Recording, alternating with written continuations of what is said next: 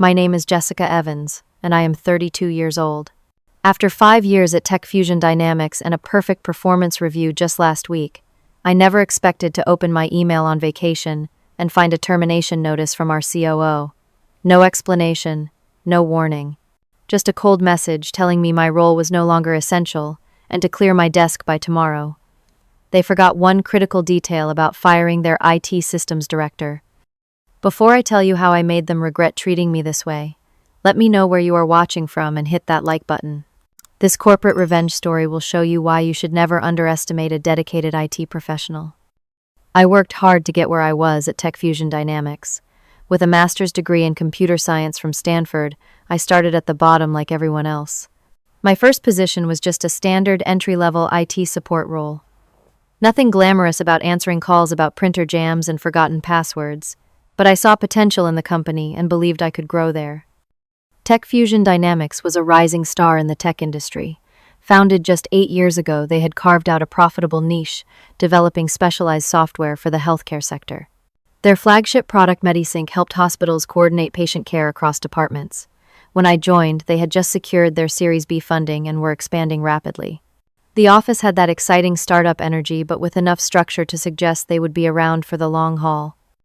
The leadership team seemed solid at first. Melanie Harris, the CEO and co-founder, had a background in both medicine and technology. She understood the product and the market. In my early days, she would sometimes walk the floor, stopping to chat with employees at all levels. She remembered my name after just one introduction and occasionally asked for my input on technical matters. I respected her vision and leadership style. Then there was Brian Wells, the COO, who would eventually fire me. He joined the company 3 years after I did, coming from a larger competitor. Brian had a reputation as a fixer who could streamline operations and cut costs. Tall, always impeccably dressed in custom suits, he moved through the office with a confident stride that bordered on arrogance. He smiled often, but rarely with his eyes. From day one, I noticed how he assessed everyone as either useful to his career or irrelevant. Unfortunately, I initially fell into the useful category. Samantha Pierce in Human Resources became something of a mentor to me. A woman in her 50s with a warm personality and sharp intelligence, she had navigated corporate politics for decades and often gave me valuable advice. Document everything, she would tell me. Your achievements, your hours, your ideas. In this business, if you cannot prove you did it, it might as well have never happened. I never realized how prophetic that advice would become. Daniel Thompson was the first person I hired when I was promoted to team lead. Fresh out of college, brilliant with code but awkward in meetings, he quickly became my most reliable team member. His loyalty was unwavering, and he approached problems with a creativity that complemented my more methodical style. My direct supervisor for most of my time at Tech Fusion was Elizabeth Wilson. As Chief Technology Officer, she oversaw all technical departments. Elizabeth had recruited me personally for a promotion to IT Systems Director 2 years ago, praising my exceptional talent and strategic mindset. We worked well together initially. She gave me autonomy and backed my decisions with upper management. I trusted her completely, which made her eventual betrayal all the more painful. During my 5 years at Tech Fusion, I accomplished more than I thought possible. My first major achievement came just 10 months in, when I identified and patched a critical security vulnerability that could have exposed patient data. The fix saved the company from what would have been a devastating breach and potentially millions in fines. By my second year, I had implemented a cutting-edge security system that became the company's selling point to privacy-conscious healthcare clients. Military-grade security with healthcare-focused usability became the tagline in all our marketing materials. Sales increased by 30% the quarter after implementation. My crowning achievement, however, was creating a proprietary software system called Tech Guardian. It monitored our network for threats while simultaneously optimizing performance.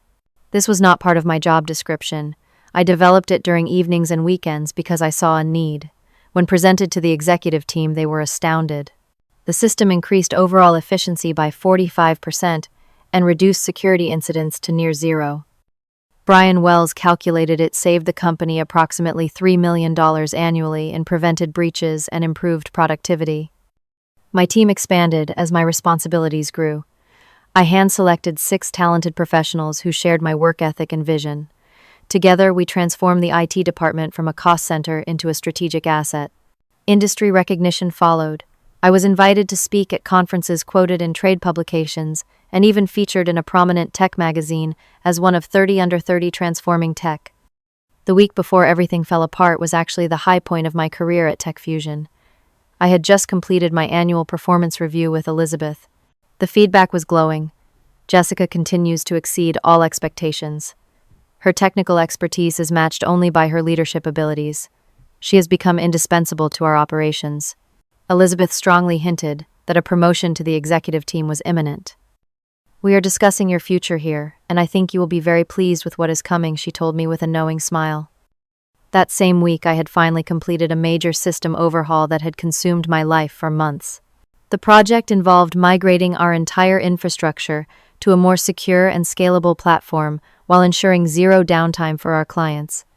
It required meticulous planning and execution. For 6 weeks straight, I worked 16-hour days, often sleeping on the office couch. The migration was successfully completed 2 weeks ahead of schedule and under budget. Brian Wells himself sent an email to the entire company, commending my exceptional dedication and technical mastery.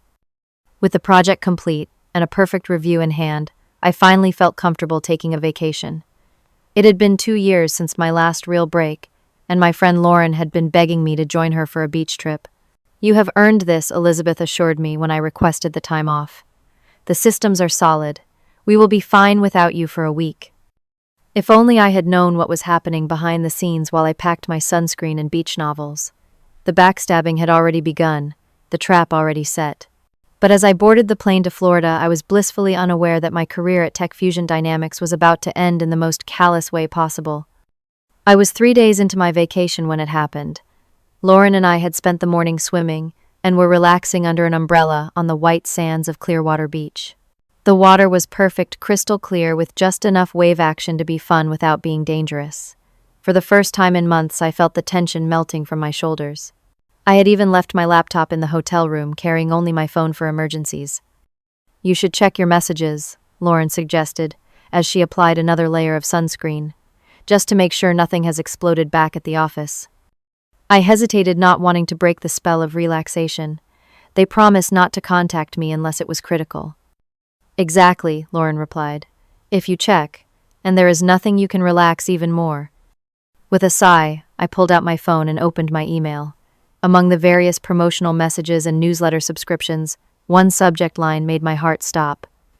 "Termination of employment. Effective immediately." It was from Brian Wells. The email was coldly efficient, almost mechanical in its wording. "Dear Miss Evans, this communication serves as official notice that your employment with Tech Fusion Dynamics is terminated effective immediately. After careful review, the executive team has determined that your role is no longer essential to our organizational structure. Your final paycheck will include compensation through today, plus 2 weeks of severance. Company property must be returned, and your desk cleared by tomorrow at 5 p.m. Human Resources will contact you regarding benefit continuation options. We appreciate your contributions and wish you success in your future endeavors. Regards, Brian Wells, Chief Operating Officer, Tech Fusion Dynamics. I read it 3 times, certain there must be some mistake. Just a week ago, I had received a perfect performance review. Just 3 days ago, Elizabeth was discussing my promotion. It made no sense. "Jessica, what is wrong?" Lauren's voice seemed to come from very far away. My vision had narrowed to the phone screen, and I could feel my heart pounding in my chest. "They fired me," I whispered, my voice cracking. "No explanation, nothing." Lauren took the phone from my shaking hands and read the email. "This is insane. Did something happen? Did you miss something important while you were here?" I shook my head, unable to form words. My breathing had become rapid and shallow. The beautiful beach scene around me seemed to waver and distort. I recognized the symptoms of a panic attack beginning. 5 years of my life, countless hours of dedication, all dismissed in a 5-sentence email, not even a phone call. Lauren helped me back to our hotel room as I struggled to process what had happened. Once there, I immediately tried calling Elizabeth, my direct supervisor. The call went straight to voicemail. I tried again. Same result. I sent her a text. "Just saw Brian's email. What is happening?" Please call me. No response. I tried calling the main office line and asked for Elizabeth. I am sorry Miss Wilson is in meetings all day, the receptionist informed me. This is an emergency, I insisted. I just received a termination email with no explanation. After a long pause, the receptionist's voice softened. I am sorry, Jessica. I have been instructed not to put your calls through to anyone in leadership. The coldness of it all was stunning. 5 years of dedication erased in an instant with no explanation and no opportunity to speak with anyone. I felt like I had been excised from the company, as cleanly and impersonally as deleting a computer file. Finally, after multiple attempts, I managed to reach Samantha in HR. Her normally warm voice was subdued and formal. Jessica, I am so sorry about how this was handled. I advised against it, but I was overruled. What happened? I pleaded. My performance review was perfect. Elizabeth was talking about promoting me last week. There was a long pause before Samantha responded. The official reason is company restructuring. Your department is being reorganized. Reorganized? I built that department. Who is taking over my team? Another uncomfortable pause. Elizabeth will be directly overseeing your team until a replacement is found. None of it made sense. Why would they eliminate the position of someone who had just successfully completed a major system overhaul? Why would Elizabeth, who had been my champion, allow this to happen? There is more to this, is not there? I pressed. I cannot say anything else, Jessica. I am truly sorry. The strain in Samantha's voice suggested she was being monitored or had been explicitly warned about what she could disclose. As the shock began to wear off, suspicion took its place. In the tech industry, sudden, unexplained terminations often indicated something unethical was happening. Had I unknowingly witnessed something I should not have? Was my project being misused somehow? The timing was too convenient to be coincidental. I decided to cut my vacation short. Lauren protested, suggesting I take time to calm down before confronting the situation, but I could not relax while this mystery hung over me. I needed answers, and I needed to retrieve my personal items from my desk before they were discarded or worse, searched. The flight back felt endless. Every scenario I imagined was worse than the last. By the time I landed, I had convinced myself that I would discover my work had been stolen, my team disbanded, and my reputation somehow tarnished. Reality proved almost as bad as my imagination. When I arrived at the Tech Fusion offices the next morning, my access card was already deactivated. I had to call from the lobby to be let in. Instead of Samantha or anyone I knew well, I was met by Troy from security, a man I had helped hire 3 years earlier. I am sorry about this, Jessica, he murmured, as he escorted me through the office. Makes no sense to me either. The walk to my desk was excruciating. It was 10 in the morning, so the office was full. Conversations stopped as I passed. Former colleagues averted their eyes or gave me pitying looks. No one approached me or offered support. Fear was palpable in the air. The unspoken message, clear association with me, might put their own jobs at risk. My desk had already been partially packed up. My personal photos were in a cardboard box, my drawers emptied. My company laptop was missing, as were my notebooks and external hard drives. Even my coffee mug, a gift from my team last Christmas, had disappeared. Where are my devices? I asked Troy. He shifted uncomfortably.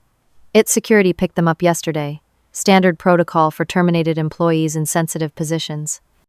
Standard protocol that I had helped establish, intended for employees terminated for cause or security risks, not for department directors with perfect performance reviews. The implication was clear. I was being treated as a threat. As I gathered the few remaining personal items, Elizabeth walked past, engrossed in conversation with Brian Wells. Neither acknowledged my presence. The woman who had mentored me for years, who had praised my work just a week ago, could not even meet my eyes. That was when I knew. This was not a restructuring. This was not about my performance or the company's needs. This was something personal, something deliberate. And I was determined to find out exactly what was happening behind the corporate doublespeak and cold emails. After being escorted from the building like a criminal, I sat in my car in the parking lot, too stunned to drive. The cardboard box with my personal effects sat on the passenger seat, a pathetic representation of 5 years of my professional life. My phone buzzed with a text message from Daniel, my loyal team member. Coffee at Westside Cafe in 30 minutes. Back entrance. Despite being upset, I had to smile at Daniel's cloak and dagger approach. Still, his caution was probably warranted.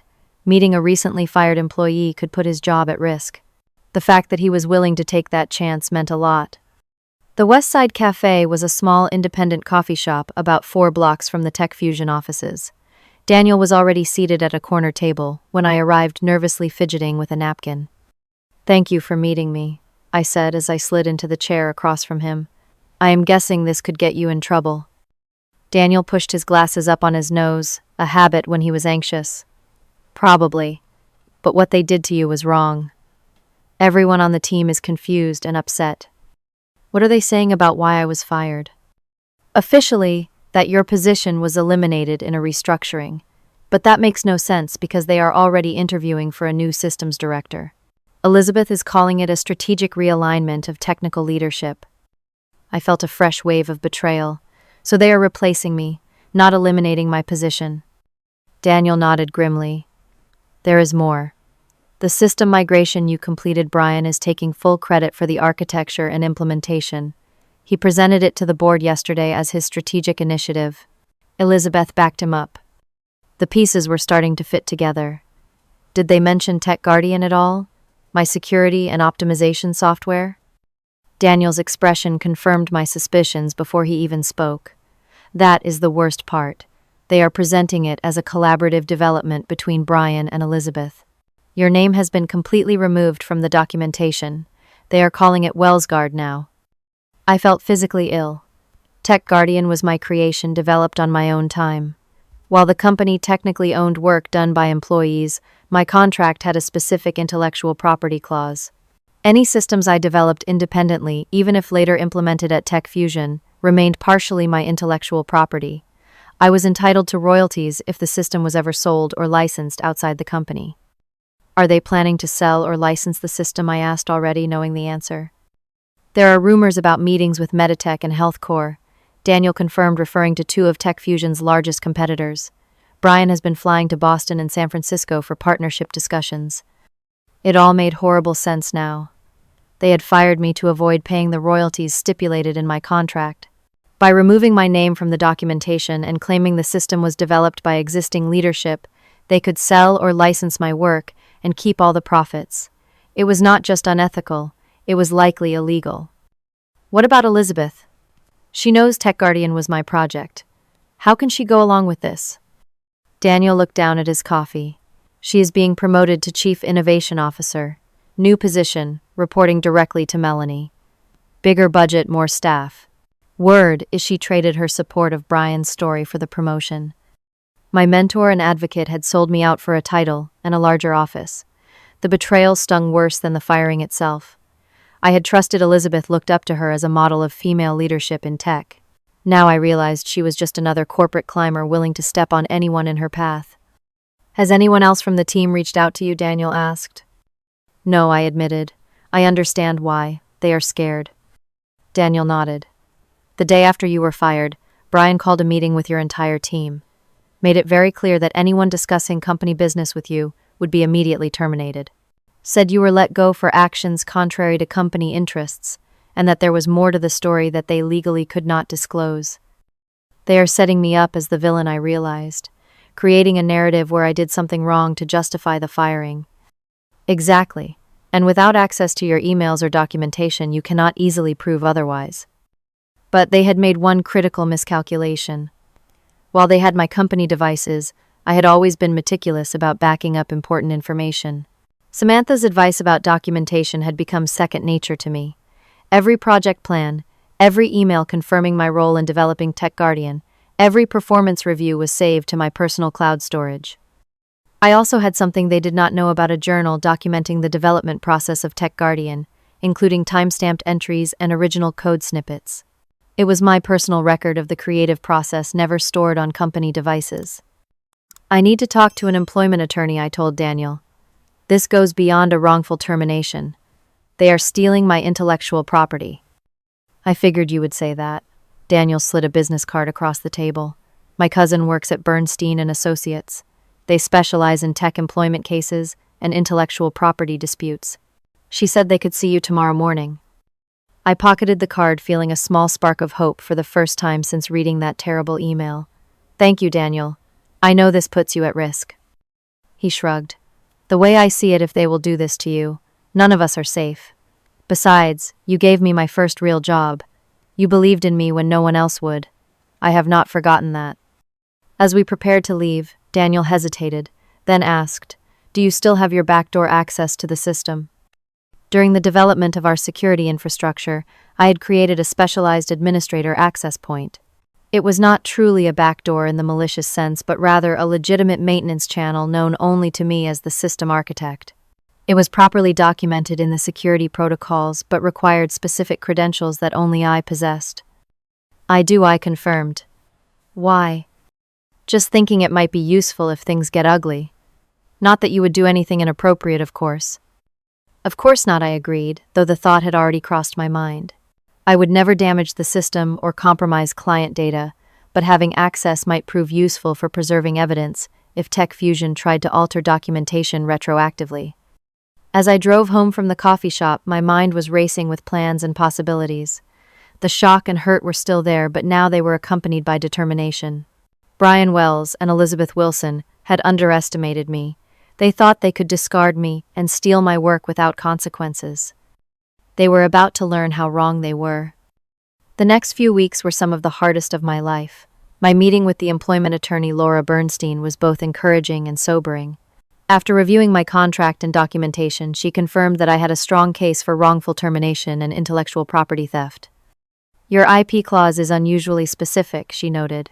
"Most companies would never agree to such terms." "It was a different time when I negotiated it," I explained. Tech Fusion was smaller, more flexible. They needed my expertise badly enough to accept my terms. "That works in our favor. But litigation will be expensive and time-consuming. Tech Fusion has deep pockets and a legal team on retainer. Are you prepared for what could be a year or more of legal battles?" I hesitated. My savings were substantial, but not infinite.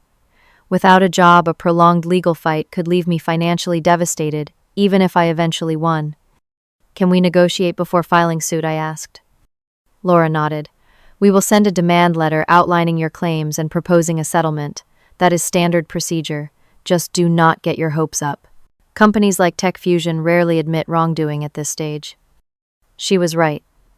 Tech Fusion's legal team responded to our demand letter with dismissive language and veiled threats. They claimed my termination was part of a legitimate restructuring, denied any intellectual property violations, and suggested that any legal action would be met with counterclaims regarding violations of confidentiality agreements. The implied threat was clear: "Fight us, and we will make things worse for you." Laura advised patience, saying this was a standard intimidation tactic, but patience was becoming increasingly difficult to maintain. As the legal correspondence dragged on, my financial situation grew more precarious. I had enough savings for about 6 months of expenses if I was careful. Finding a new job should have been easy given my qualifications, but something strange was happening. I would have promising initial interviews that suddenly went cold. Positions I was perfectly qualified for would mysteriously be filled or put on hold just as I reached the final round. After the 5th such experience, I received an anonymous email from someone claiming to be a recruiter. "Wells is blackballing you in the industry. Be careful." I could not verify the claim, but it aligned with the pattern I was experiencing. Somehow Brian was poisoning the well, ensuring I could not easily find comparable employment. The stress began taking a toll on my health. I lost weight, developed insomnia, and found myself jumping at every email notification. Lauren, my vacation friend, became increasingly concerned. "You need to take care of yourself," she insisted during one of our regular check-in calls. "This revenge obsession is consuming you." "It is not about revenge," I protested. "It is about justice. They stole my work, Lauren. They are profiting from years of my innovation while I can barely get a job interview." "I understand that. But you cannot fight effectively if you are falling apart. When was the last time you got 8 hours of sleep, or ate a proper meal?" She was right, of course. I had been so focused on gathering evidence and strategizing with Laura that I had neglected my own well-being. That night, I took a sleeping pill, turned off my phone, and slept for 10 straight hours. The next day, I joined a local tech meetup group, just to be around people who shared my interests without the pressure of networking for a job. Small steps toward reclaiming some normalcy. Just as I was establishing a healthier routine, fate threw another curveball. I was at a small coffee shop near my apartment, working on my resume, when I heard a familiar voice ordering at the counter. Brian Wells, the architect of my downfall, stood less than 10 feet away. He was with someone I did not recognize, probably a client or partner. I slumped in my seat, hoping he would not notice me. He did not. Brian collected his order and chose a table on the opposite side of the cafe, completely oblivious to my presence. I considered leaving immediately, but found myself frozen, unable to look away from the man who had so callously derailed my career. Then Elizabeth Wilson walked in and joined him. My blood ran cold at the sight of my former mentor. She looked different somehow, more polished and confident in an expensive new suit. The promotion had clearly been good to her. I remained still, barely breathing, as they sat down together. They were too far away for me to hear their conversation clearly, but I could pick up fragments when they spoke loudly. The Jessica situation, Elizabeth said at one point, leaning forward. Handled, Brian replied with a dismissive wave. Legal says she has no real recourse. They laughed together, completely at ease, as if destroying someone's career was just another item checked off their to-do list. I felt physically ill watching them, but I could not make myself leave. Then a name caught my attention. Healthcore is ready to sign, Brian said more loudly. $8 million for the licensing rights to WellsGuard. $8 million. For my system, my innovation, and I would not see a penny of it. In that moment, something broke inside me. Not in a destructive way, but in the way a fever breaks, bringing sudden clarity. I had been playing by rules that Brian and Elizabeth had long since abandoned. I had been patient, reasonable, measured in my response. And what had it gotten me? Nothing but sleepless nights and dwindling bank accounts while they profited from my work. As I gathered my things to leave, my phone buzzed with a news alert. I nearly dropped it when I saw the headline, Tech Fusion Dynamics announces major partnership with Healthcore. The press release quoted Brian Wells extensively about the groundbreaking security system he had developed that would now be implemented across Healthcore's national network of hospitals. There was even a photo of Brian and Melanie Harris, the CEO, shaking hands with Healthcore executives. They were standing in front of a projection screen displaying the Tech Guardian interface, now rebranded with the WellsGuard logo. My work, my sleepless nights, my innovation, all credited to the man who had fired me without explanation or courtesy. I forwarded the article to Laura with a simple message: I am done waiting.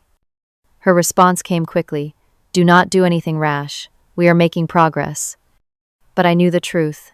Legal channels moved too slowly. By the time we got to court, Tech Fusion would have sold my system to multiple companies, making it nearly impossible to untangle the intellectual property issues. The damage would be done, the profits already realized and distributed. I needed to take action now while I still could. Not for revenge, but for justice. Not to hurt the company or its clients, but to force recognition of what had been stolen from me. I needed to stand up for myself in a way they could not ignore or dismiss. As I walked home from the coffee shop, a plan began forming in my mind. I still had my specialized access to the system. I had documentation proving my role in creating Tech Guardian. I had industry contacts and knowledge of how the system worked that no one else possessed, not even Elizabeth. For the first time in weeks, I felt a sense of purpose and clarity. I would not be a passive victim in this story. I would not fade away quietly while others profited from my innovation.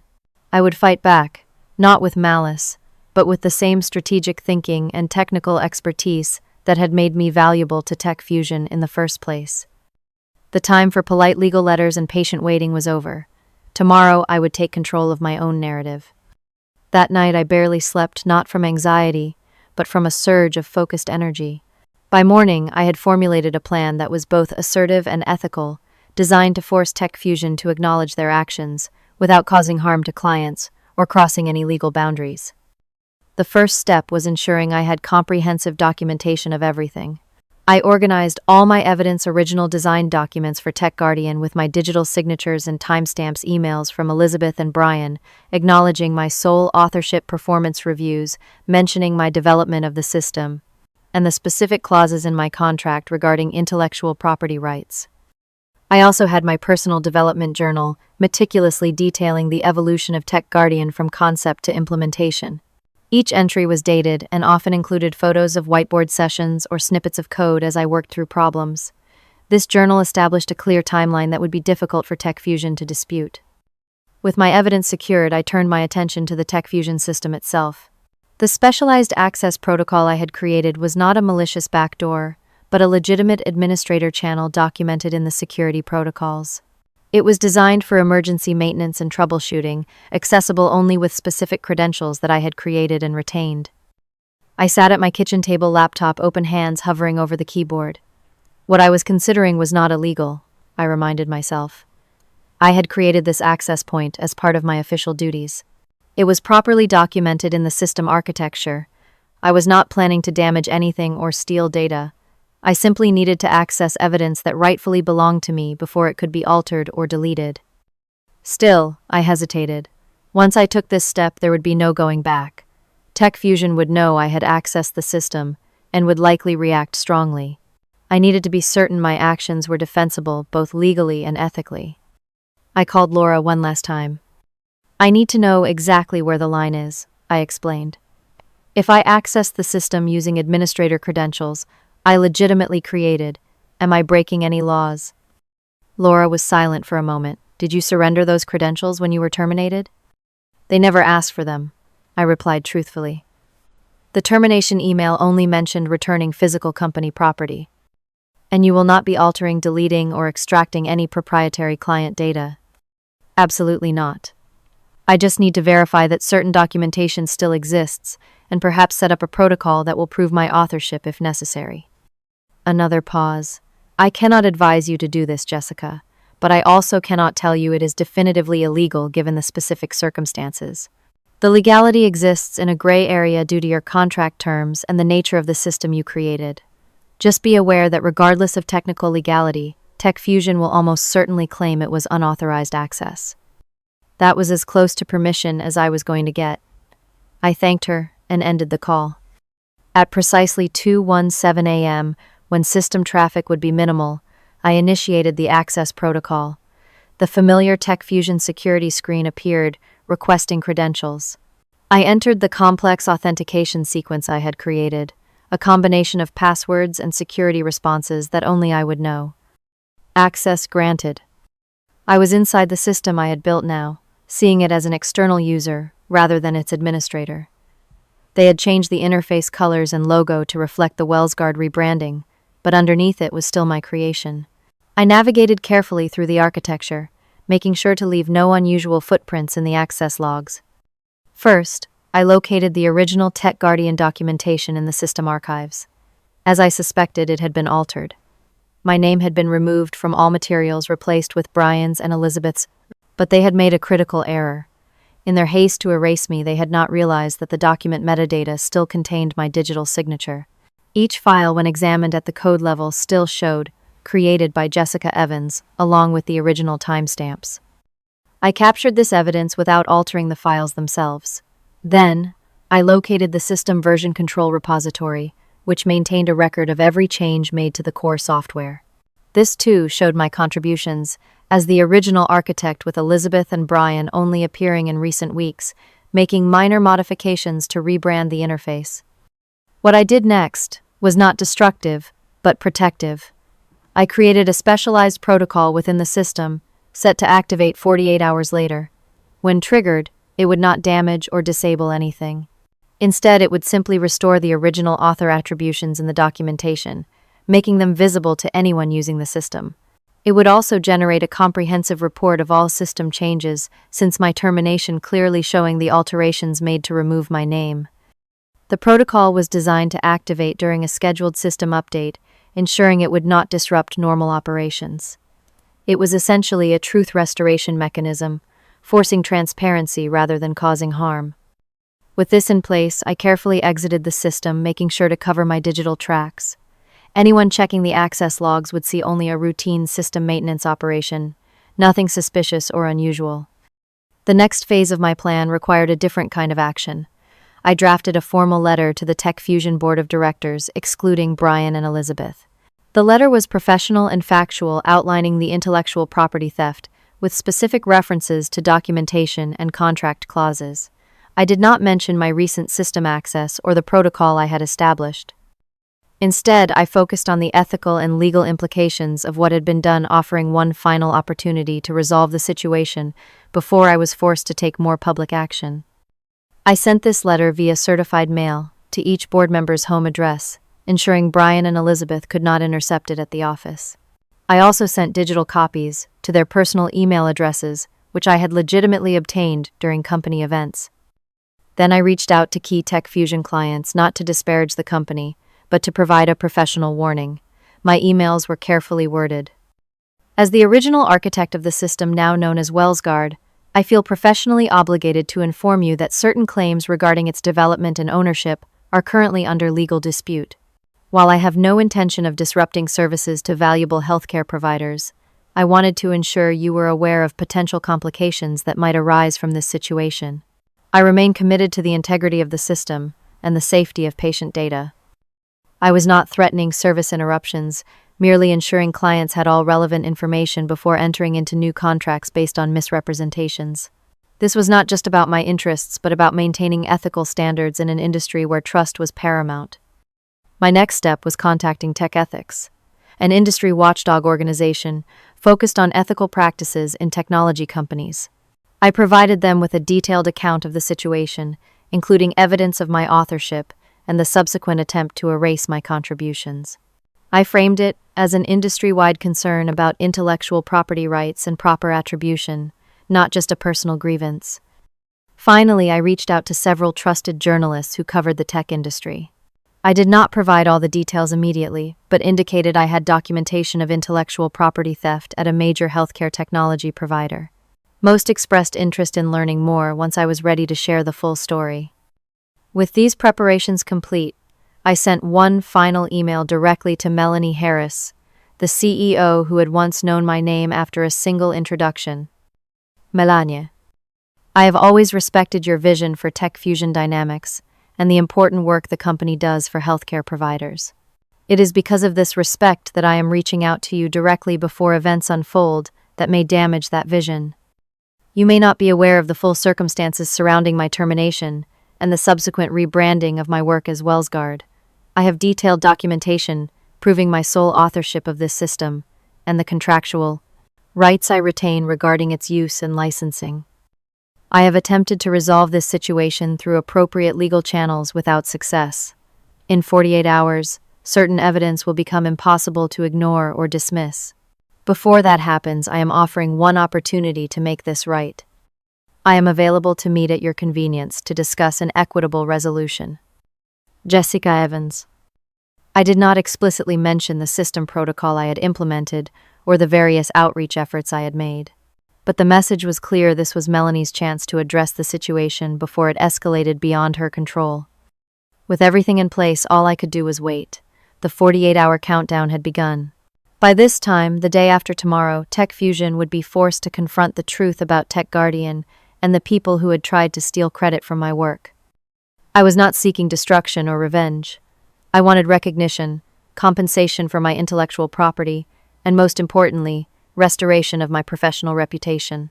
I had given Tech Fusion every opportunity to handle this ethically. Now it was time to see if they would make the right choice or force my hand.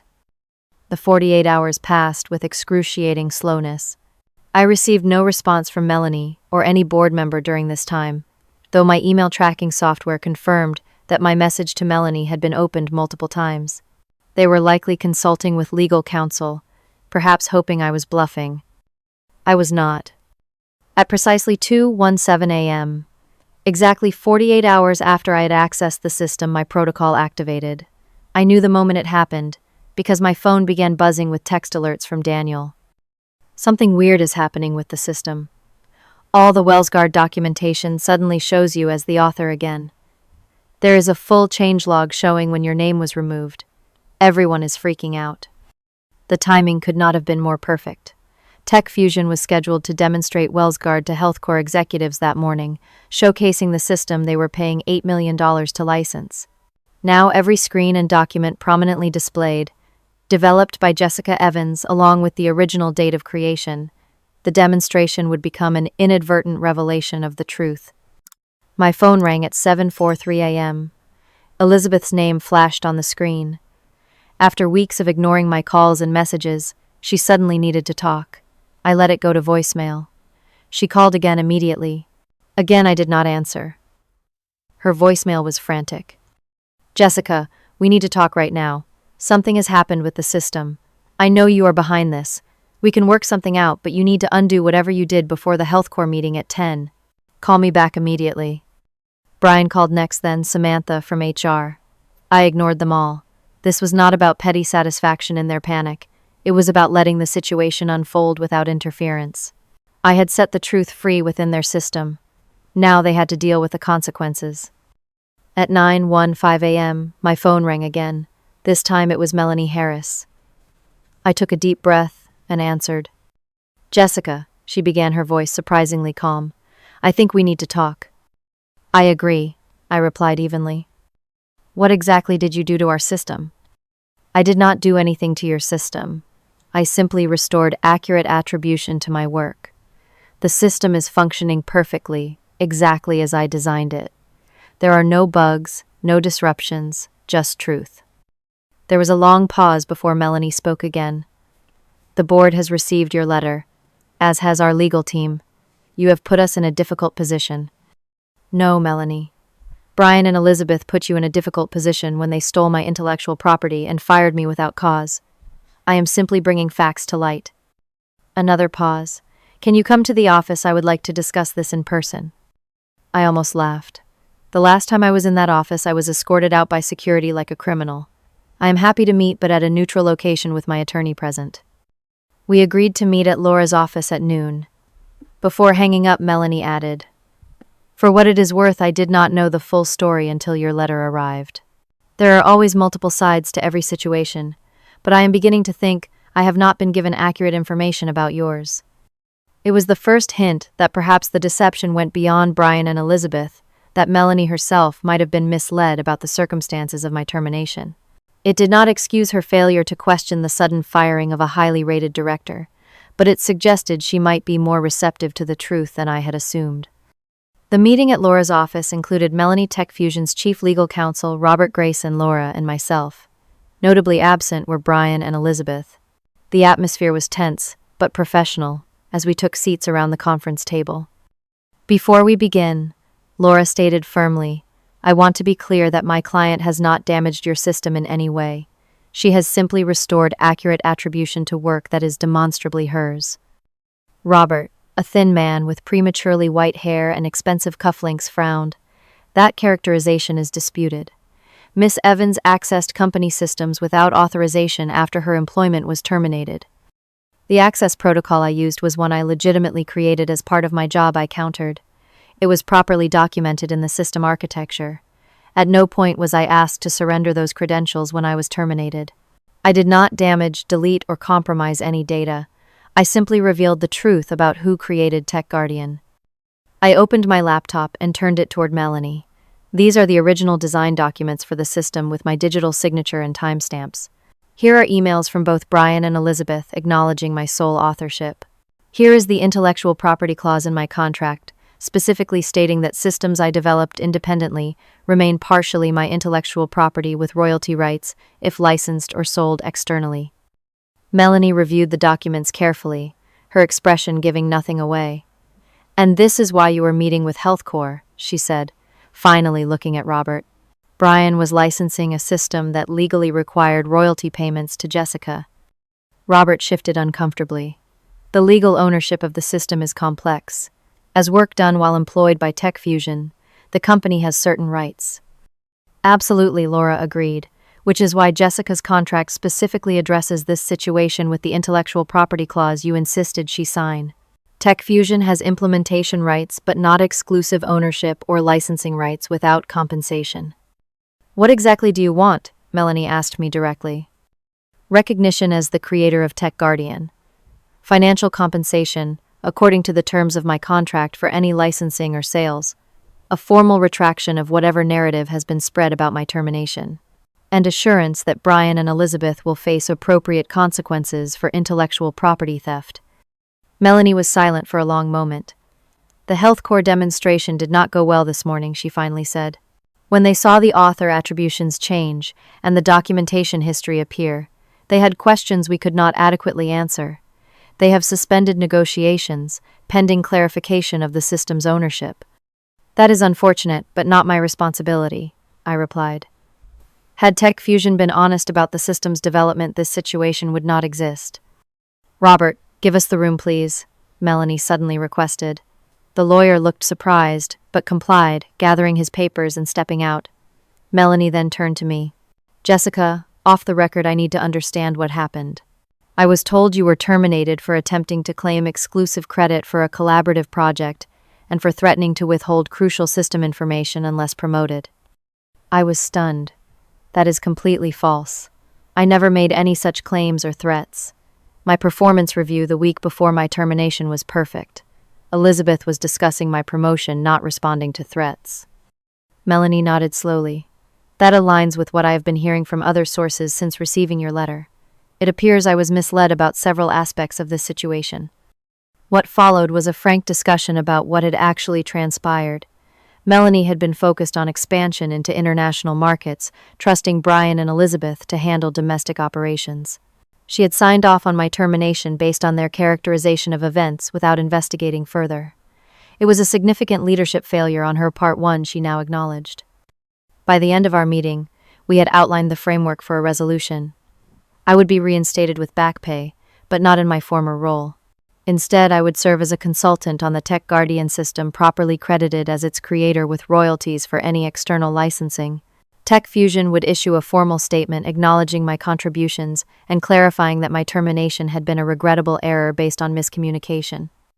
As for Brian and Elizabeth, Melanie was less specific, but made it clear they would face appropriate consequences for their actions. She asked me to temporarily deactivate my attribution protocol until we finalized our agreement, which I agreed to do as a show of good faith. The following weeks were a whirlwind of legal negotiations and corporate damage control. The story had leaked to several tech publications, creating a minor scandal in the industry. Tech Fusion stock took a temporary hit, and several clients expressed concerns about the company's ethical practices.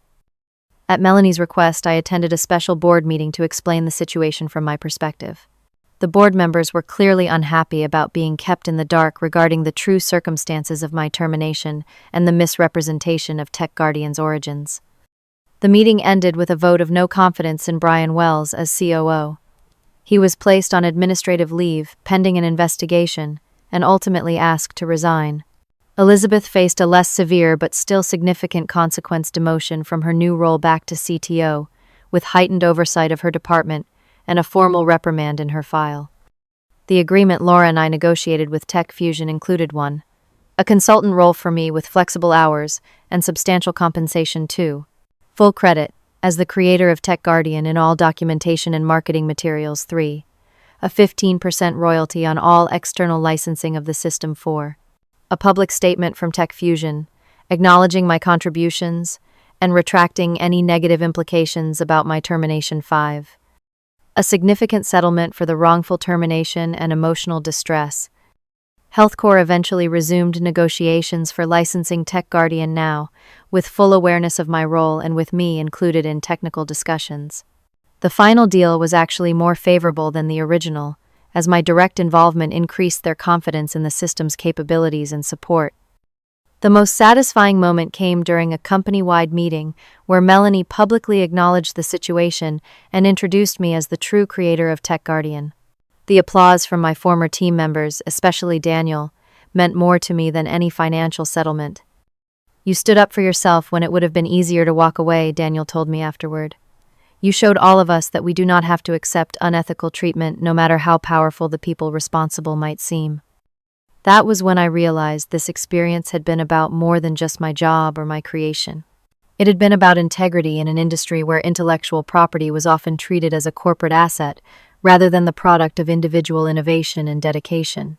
By fighting for recognition, I had perhaps made it a little harder for the next Brian or Elizabeth to steal someone else's work. As I walked out of Tech Fusion headquarters that day, I felt no bitterness, only a sense of justice served and lessons learned. I had trusted too easily and documented too little. I had believed in corporate loyalty that did not exist, but I had also discovered my own strength and the value of standing up for what was rightfully mine. Some battles are worth fighting even when the odds seem insurmountable. Sometimes the only way to change a broken system is to refuse to let it break you. In the aftermath of the tech fusion conflict, my life took a surprising turn. Rather than returning to traditional employment, I decided to launch my own consulting firm. The settlement and ongoing royalties from Tech Guardian gave me the financial freedom to be selective about projects and clients. Daniel was my first hire, having resigned from Tech Fusion shortly after the dust settled. I learned more from watching you handle this situation than from 5 years of corporate work, he told me when I offered him the position. I want to be part of something built on integrity from the ground up. We started small, working from a converted industrial space in the city. Our focus was security systems for healthcare technology, building on my expertise with Tech Guardian. Within 6 months, we had added 3 more team members, all former colleagues who shared our vision of ethical innovation. The experience changed me in profound ways. In the early days after my termination, I had been consumed by anger and betrayal. I spent hours imagining elaborate scenarios of revenge ways to make Brian and Elizabeth suffer as I had suffered. That impulse would have been easy to indulge, but ultimately self-destructive. Instead, I chose a response that was strategic rather than emotional, assertive rather than aggressive. I stood up for myself without becoming the villain they had tried to paint me as. That distinction was crucial to my healing process and to maintaining my professional reputation. My relationship with Melanie evolved in unexpected ways. After the initial resolution, she reached out periodically for advice on technical matters. These conversations gradually expanded to include broader discussions about company culture and ethics. She had recognized her failure of leadership in my situation and was genuinely committed to preventing similar issues in the future. "What happened to you exposed weaknesses in our organization that I should have addressed years ago," she admitted during one of our meetings. "I delegated too much authority without adequate oversight. I trusted the wrong people for the wrong reasons." Under Melanie's direction, Tech Fusion implemented new protocols for intellectual property attribution and employee termination. No director-level employee could be fired without a documented review process and CEO approval. All technical innovations were now registered with clear attribution to their creators, with standardized compensation structures for external licensing. These changes did not erase what had happened to me, but they suggested that some good had come from the painful experience. Other companies in the industry took notice, with several implementing similar protections for technical innovators. Small victories in a field often characterized by exploitation of intellectual labor. My personal healing journey was more complicated. For months after the resolution, I still experienced anxiety when checking email. I would wake up in the middle of the night, heart racing, convinced I had lost everything again. Therapy helped, as did the support of friends like Lauren, who had stood by me through the darkest days. "You are not defined by what they did to you," my therapist reminded me during a particularly difficult session.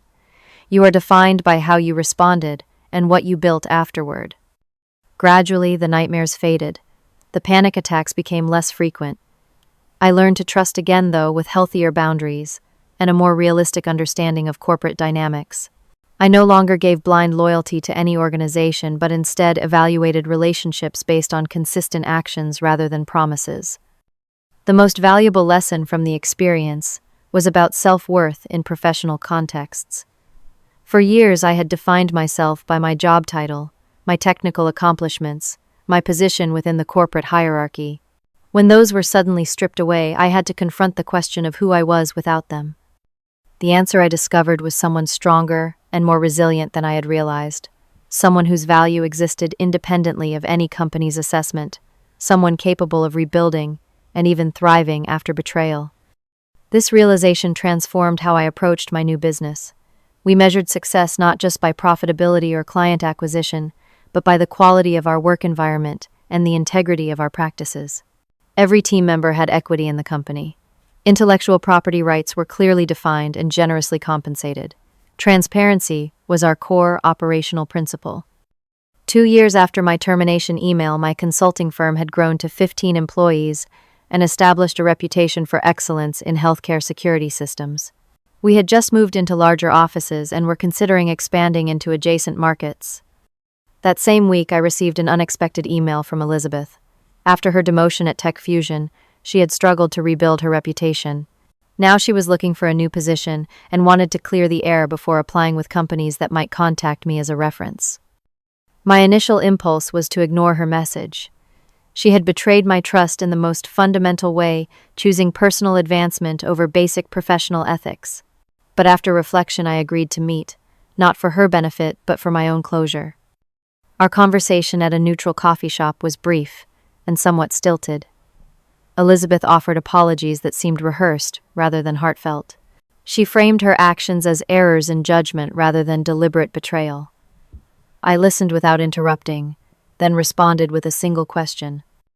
If you could go back, would you make the same choice again? Her hesitation before answering told me everything I needed to know. She was sorry she had been caught, sorry her career had suffered, but not truly sorry for the ethical breach itself. I wish you well in your future endeavors, I told her as I prepared to leave, but I cannot in good conscience recommend you for positions involving mentorship or leadership. Your technical skills are substantial, and I would acknowledge those if asked, but character matters in this industry. Walking away from that meeting, I felt the last piece of the experience fall into place. I had confronted my betrayer, not with anger, but with honesty. I had maintained my integrity while setting appropriate boundaries. I was finally free of the emotional weight I had carried for 2 years. The company I built continues to thrive today, guided by principles directly informed by my experience at Tech Fusion. We have grown to over 40 employees across 3 cities with a client list that includes some of the most respected healthcare providers in the country.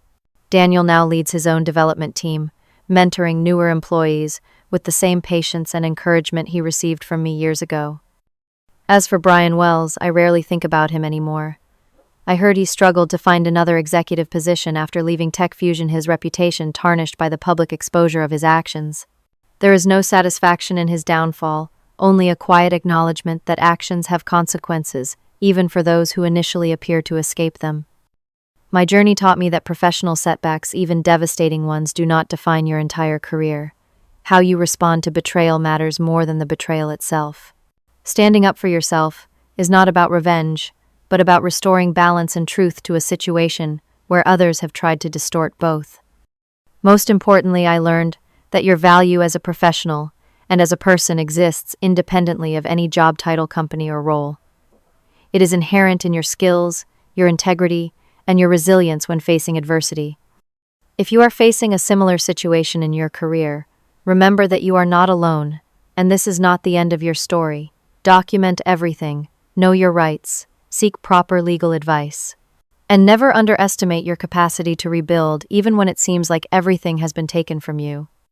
Have you ever experienced unfair treatment in your professional life? How did you handle it? Share your story in the comments below. If this video helped you see your situation in a new light, please like and subscribe to support more content like this. Remember, your career is a marathon, not a sprint. One setback, no matter how painful, is just one chapter in your professional journey. Thank you for listening to my story, and I wish you strength and wisdom in writing your own.